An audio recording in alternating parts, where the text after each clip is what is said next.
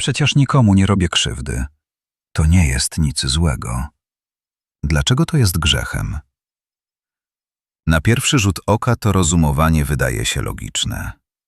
Problem polega jednak na tym, że w tym myśleniu miesza się dwie różne rzeczywistości. Zło moralne i grzech.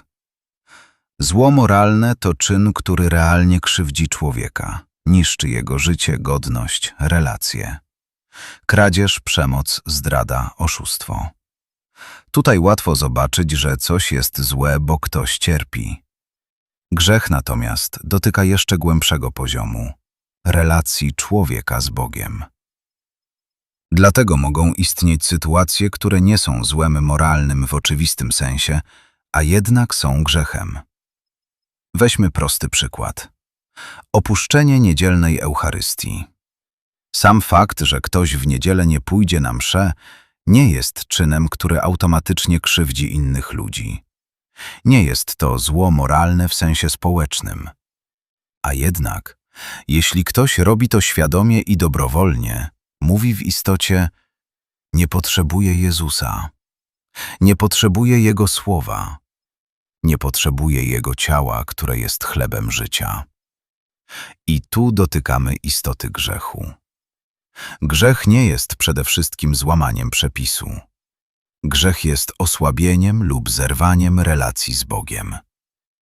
Może dokonać się na wiele sposobów, nie zawsze przez czyn jawnie niemoralny. Czasem dokonuje się przez obojętność, przez chłód serca, przez powolne odsuwanie Boga na margines życia. Ale istnieje też druga strona tej prawdy. Nie każde zło moralne jest grzechem w ścisłym sensie. Jeśli człowiek czyni coś złego, ale nie ma świadomości, że rani miłość Boga, jego odpowiedzialność jest inna. Człowiek może wyrządzić wiele zła z powodu niewiedzy, wychowania, zamętu sumienia. Bóg widzi serce i widzi granice ludzkiej świadomości. Dlatego paradoksalnie można powiedzieć coś, co brzmi prowokująco. Najwięksi grzesznicy w historii Kościoła to często święci. Dlaczego?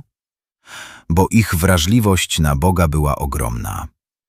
Tam, gdzie inni nie widzieli niczego złego, oni widzieli najmniejsze pęknięcie miłości.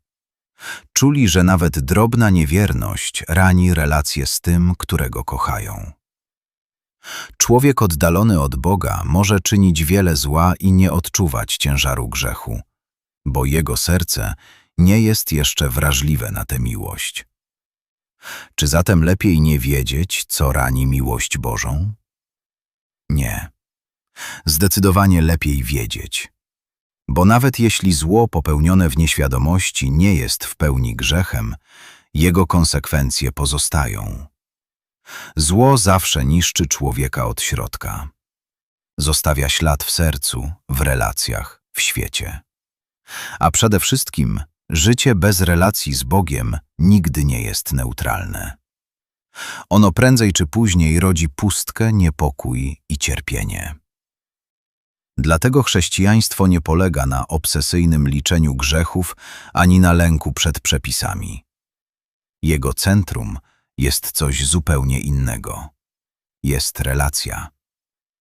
Człowiek, który kocha Boga, zaczyna widzieć grzech nie jako zakaz, ale jako ranę w miłości. I wtedy rodzi się w nim pragnienie, by tej relacji nie osłabiać, lecz ją chronić. Bo największą tragedią człowieka nie jest to, że popełnił błąd.